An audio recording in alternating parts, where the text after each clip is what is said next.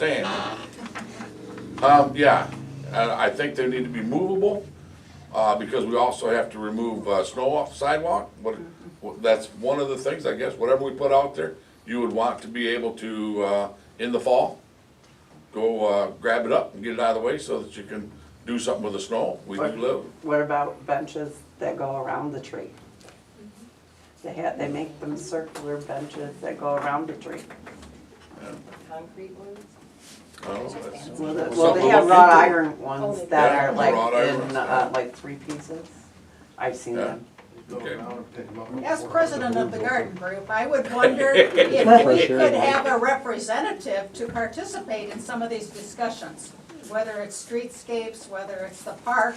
Yeah. Since we spend a ton of hours taking care of everything. And I'm not sure if we're up to date on streetscapes, if we're up to date on what the Briley Township proposal is gonna be for the ballot. And I think we came here wanting information just in terms of what currently is taking place. Yeah. But we would like to be involved in the future planning. Okay, well, and right now, it's just starting, these last 2 meetings is, we wanna talk about it in a quorum, and whenever we get a quorum together, we need to be in front of you guys, so, here we are. Okay. But we need to know when you guys are gonna have that quorum so that we can show up. Wednesdays at 6 o'clock. But you don't always talk about beautification every No. Wednesday. Or No. every other Wednesday. Yeah. There may be additional meetings set up, we're not gonna say there won't be. It could be done at a planning commission meeting, it could be done at a special meeting of the garden club and have representatives there, to get viewpoints and so on, absolutely. So we need somebody to inform our president so Okay. she can let us all know when it's gonna happen. And we have your number. Absolutely. Sure. Now, can I give them just a Hey, brief? Lindsay has it, Phil has it, everyone's got my number. Let me give you just a brief thing of what we have looked at in the past, and we have not moved forward on this as yet, because it's the first time we've actually brought it to the table in a setting where we can discuss it. So everybody that's present or on the internet can hear it. It's better that way than just talk amongst a few people. So what I've looked at in the past, and what we've discussed with the County Road Commission and MDOT, was they are going to be repaving the downtown, right through town. They will paint that street any way we want it. The discussion has been that we go from a 3-lane road in town to a 2-lane road. What that's gonna do is alleviate the turning lanes except for Parland and the 487 and northbound 33. That'll be turn lanes, just like they are now. But in town, instead of running 3 lanes, which nobody can turn on anyway, go to 2 lanes. The reason you do that is going to move the traffic out toward the middle of the road. If any of you have tried to access 32 on a busy day from west or Parland, with all the cars parked there, you can't even see down the street. And you have to pull out in traffic before you can see. And that's not a very safe maneuver. And if somebody's following too close behind you, you have no way to back up. So it's a safety feature. If we go down to that 2 lanes though, we move those cars out further. That's gonna allow us to move the sidewalks further out by 2 feet. And the reason you'd wanna do that is because the state, we're dealing with handicaps, so we got the ADA, American Disabilities Act, that requires you to have 3.5 feet or 3 feet in 2 different directions. 6 feet of the sidewalk is therefore for that purpose. Doesn't mean people can't walk there, but it gives access to those people in wheelchairs to maneuver without having to zigzag. The other thing being that the state has the first 2 feet back from the roadway itself. So you can't put anything there between the curb and whatever you put is 2 feet away. That's where you want to put trees, lamp poles, that type of thing, because they're not very big. And they go up, and they don't infringe on your walking space on the sidewalk. That gives you the 6 feet for your ADA, that's a total of 8. And you've got 2 feet that the proprietors have in their business. So that's why you're looking at a 10-foot sidewalk. It's a little bit bigger than what we've got right now through that section, but not by a whole lot. When you look at that and you're giving up 12 feet in that center lane that we took out, we're picking up 6 feet on either side. So if we come out 2, we're still picking up 4 additional feet for safety. So you're looking at cars that are parked, you could open your doors, still not hit a car driving down the street. Your visibility is much better. The trees, if they're going up and not out, will also be a better effect for that if you're gonna use trees. So we need to look at a lot of things, but we have to look at the infrastructure. We've already paid through the prior board for a pre-engineering report on the sidewalks in Atlanta. That was done, I don't know, 4 or 5 years ago, Bruno, I think, yeah. 4 or 5 years ago. All we need now is the actual engineering that's done by the state or an engineering firm that we put on board with that. The state will help us a little bit with that, and so will the county. So we're in a position that if we act now and get something done prior to the paving, a lot of this can be done and out of the way.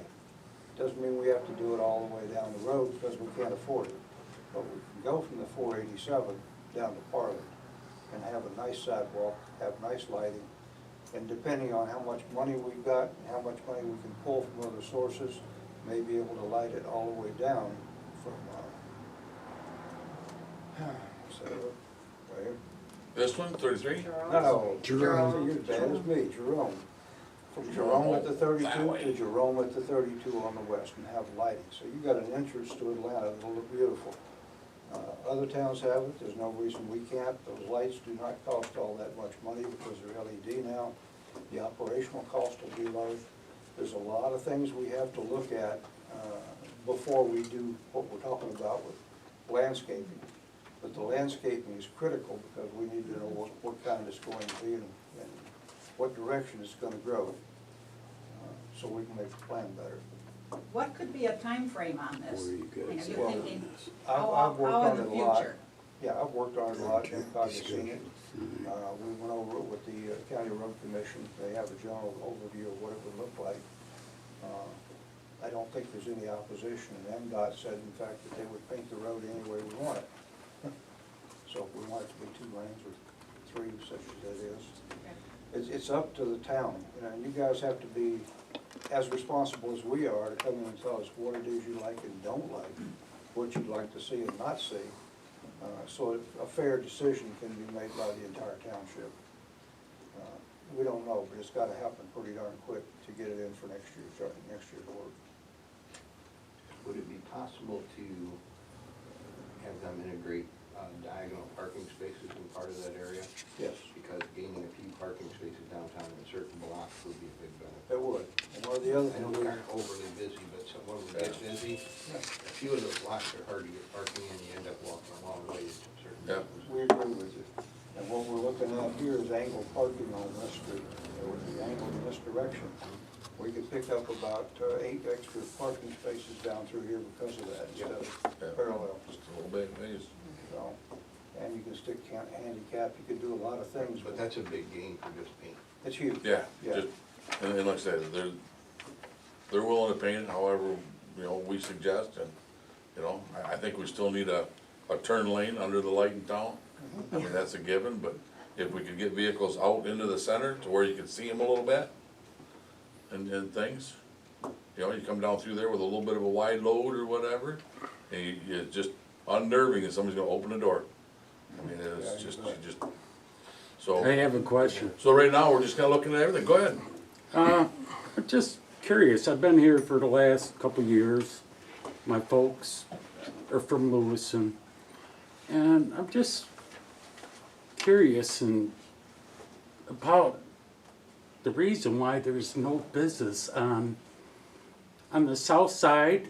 Know what? No businesses opening up Oh, on the no south side of businesses. that property. I can give you a little overview there. That'd be great. Not a lot, but a little. Okay, The Killian's elk crossing is for sale, out of business. Next door to that is the Wedge. It's currently in a bankruptcy and has been for years. It's due to come off this year, the latter part of this year. When that occurs, it'll go up for auction. That's the way they've laid it out in the bankruptcy papers. I don't know what'll happen to it, honestly. Okay, are you guys thinking about buying them properties, or? Well, I not mean, necessarily us. There are other people that are looking at buying those and knocking one or two of those buildings down. Right. I can tell you that, but I can't tell you until I've got something in writing that says that, or the board does. Sure. And once we receive that, we can maybe act on it. But at the moment, I mean, we don't own the property. It's not ours. Right. So we can only make recommendations and look for guidance from the township, from the citizens here, with regards to what they would like to see, what kind of business it would be. Then we can maybe even advertise for that through the chamber and through the township, the MEDC, which works those type of programs. There's a lot we can look at, but we don't know the parameters yet of what we're dealing with. So, yeah, the chamber's got their building there. The building at the end of that is an old marijuana shop, a medical marijuana. It's for sale. Nobody's picked up the handle on that either. But it's priced, all those buildings right now are priced well. I appreciate Okay. you saying that. You're welcome. I don't know if anybody's addressed this, but the reason, there was a lot of stuff going on with the buildings, with the sewage system. And then the gas station, because of all the pipes underneath, is there a way, I mean, there is places that I've done some research on that have done grants for building up a community. And, you know, that's a possibility. I mean, my question is the sewage problem that has been in those businesses. I mean, you can't even, and I know that the Wedge Inn is falling apart. So, you know, I mean, for a business, for somebody to buy that and then not be able to open it up because of the sewage problem, because the sewage system is not good here, especially on that side of the street. We've had that discussion as well. Ken brought up a tool that we have looked at more than once, called Sledgehammer. Is really, really good. Can be taken and placed inside a sewer or septic tank. It goes to a second tank. Actually, it's ground up and cleaned up and so on in the first tank. It goes to the second tank. It's aerated, just like you see aeration ponds in some towns and so on. It's aerated in the second and disposed of in areas. Could be a grassy area, could be the park, could be just about anywhere. You can run it out of piping. How far can you run? I don't know the answer to that. Yeah. At one They was time- talking at least 300 feet, because we was looking at doing this side of the road and that side of the road when we had them in here, and they could shoot it all the way to the park, Yes. and then irrigate the park. So the aeration tank could be in the park? It could be- Well, it's actually right next to, I mean, it's the whole big thing on a small scale. You put 2 tanks in, you aerate it, you know, small batches at a time, almost potable water by the time it comes out, which, if y'all wanna drink it. So it's a liability to the city, to the town, right? I mean, those properties being the way they are, we really don't know what's going on over there. Well, I mean, as far as the gas station and this and that, do we really know what's going on underground? Well, Like the you're gas saying? station has had a scrubber system already on it. Okay. That's been there for 30 years. Right, Now, the carbon filters and everything else, that's what was in that building at the back of the pumps back there. right, for 30 years. Right, and I don't know Yeah. if they cleaned it So how do up. we know? I think it's How done. do we know? they I have- don't think well, I don't think it's running anymore. So apparently it must be clean enough. Yeah, it is cleaned up. Bruno knows We that. don't know The that. only thing we don't. We don't. Actually, The only thing we don't know, because we don't own the property. Right. The property owner is. All right, It's so- up to the property owner. I mean, it'd be like us. From what I coming- understand, the young man, the son, is still living upstairs over there. Not his son, it's somebody else. Yeah, you don't own it. Okay, well, But yeah, No, the it's property- occupied, yeah, it is. Yeah, as a all rental. right. As a rental. Yeah. But those tanks down there, what I don't think anybody knows. and Well, has it been checked out? That's the That's question. what I was gonna tell you. The DEQ has said that the property is remediated, which means it's clean, you can build on it. What we don't know, and we can't get it from anyone right now, and we haven't seen it, are the tanks, whether those tanks are not filled in, whether they've been filled in with sand after they were checked. If they are, then you got a stable structure. All you gotta do is contact Eagle and it's not DEQ anymore. I- Right, Exactly. that's right. Yeah, I've got a 30-page report on it. Yeah. On that, Yep, On that property? yeah, 'cause I was looking at buying it. Okay, well, there you go. yep, He's looking at. there. Talk to Craig, he knows. Craig's got Are the- the tanks still in the ground? He's got that. Yeah, I'm just tanks are asking still a in the question, ground. that's all. Yeah, yeah. Tanks are I still in the don't ground. know. Are they filled in or no? No, Go ahead, what you got? the So new those owner won't be liable for them though, as aeration long as they tanks get and in cleaning the contact water with up Eagle. and all that, you said it would go all the way to the park. So that would water the trees that were on the sidewalk as well, wouldn't it? Well, and that's what we're looking at, yeah. According to this guy, you can run it wherever. That little grass patch between the curb and the sidewalk that is through town as of right now, he said, there's enough of that through town that we could aerate that and make that grass grow. Can I ask a question? Sure. Is the whole town serviced by septics? Is that the way it works? As of right now, it's tank and field. It's Are they individual by business? or- individual. Every business got their own. So you're talking about a system on the south side of the road, then for, that you're talking about for some of these businesses? That would Say that serve, again? you're talking about a system that would service multiple businesses on Multiple, the yeah. south side? Yep. And so is that something you've ever seen Eagle permit in the Yes. past? Yeah. Absolutely. Yep, we had What's the the health name of department setting in on it Oh, and everything else, and they were good with it going. Some of these systems are already working, up in Sheboygan. Yeah, Sheboygan. Because of the lot size and being close to the lake, they're allowing, I put septic fields in, gotta be 100 feet from the water. They're allowing you to be 50 feet from the water with this. If you put this system in, you now can be 50 feet from the water. what's the system called again? It's called sludge hammer. Sludge. Is that the same one you were talking about, that you were talking about sewer pods? Yes, No, yeah, it is. well, You talking about, you That's, talking about that's the one where they did the engineering and it come out that it would cost about $450,000. No, that's different. no, This the is a sewer lot- pods is lot gonna be, less. each lot had a septic field for the block. Okay.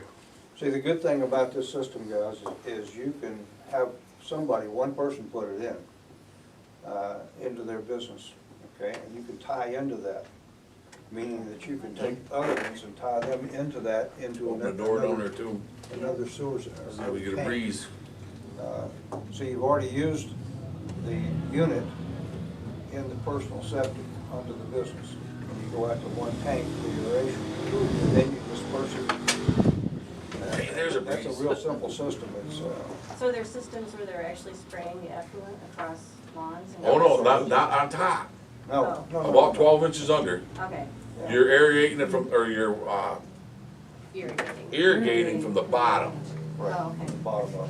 Yeah, this is not setting out on a sprinkler where the kids are running through it. All right. Nothing Well, wait a else. minute, I'm like, This what? is just, I mean, you're, well, It's like an well, underground it's drain a field. It's like- 1-inch pipe, under pressure, injected into the soil. It was really something to look, if you're all interested in it, I'd say look it up. Go online, look it up. Online sledgehammer. Sledgehammer. Yeah. Out of Petoskey. Yeah, She's saying sludge. it was, Is this gonna only involve the downtown area, Main Street? Well, individuals can buy them and use them, absolutely. if you have room for a septic field, I would suggest you just leave your septic field there. These are for the spots that don't have room downtown, when you're talking a lot that's 35 feet wide, you know, you don't have a room for a septic field. Like Elk Crossing was tied in with the wedge in? Correct. Yeah, that one. I have a question about, Yeah.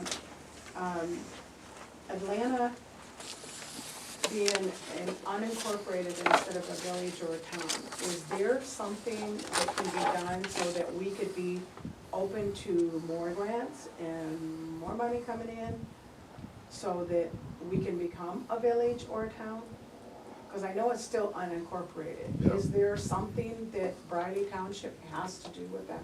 I mean, Atlanta does, to become to become a incorporated village, Exactly. and we'd have to have a mayor, and then we'd have to have a village council and more government. Well, besides that, what I'm saying is there's a lot of money out there that is available for communities. And, because it's unincorporated. The they township tend can to- reach out for a lot of money, I mean, there's a lot of money. Right, but there's much more that you can do when you're a village or a town. Oh, yeah, well, and the DDA is another way to go, I mean, That's right. Yeah. you can, I mean, there's options, sure, There's a lot of options. you bet. You have to be first tapped by the state to be a village or anything larger. What does it take to do that?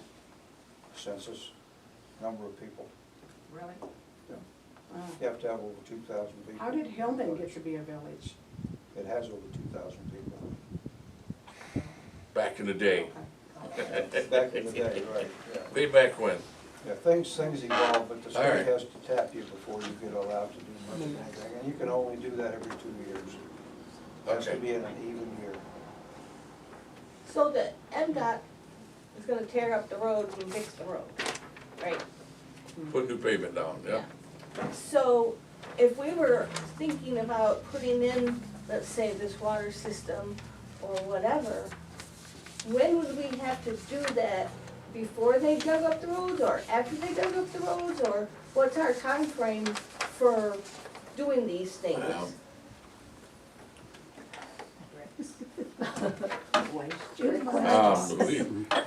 We are running out of time, basically.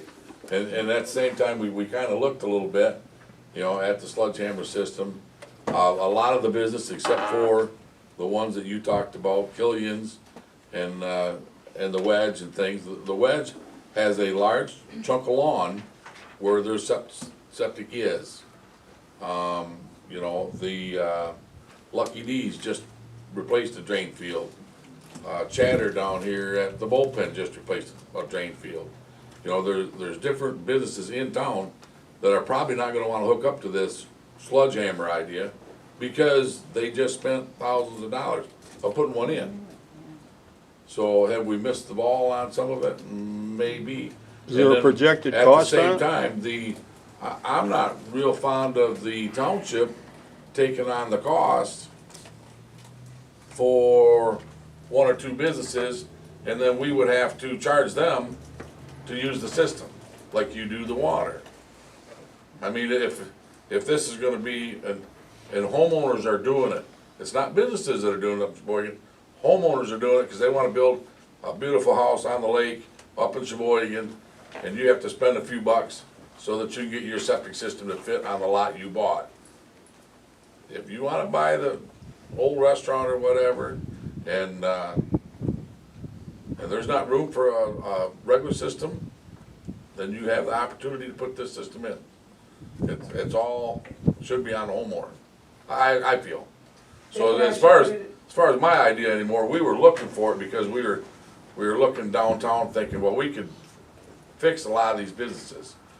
Well, a lot of them's already been fixed, a lot of them's already got fresh septic systems and stuff like that within the last 10 years. So as far as, the township flipping the bill, I don't, myself. I don't think we should. I think it should be on the homeowner, or the business owners. What you got? I've seen a lot of cities do, where they'll have, in particular, a requirement to like replace sidewalks or something for individuals, and then they'll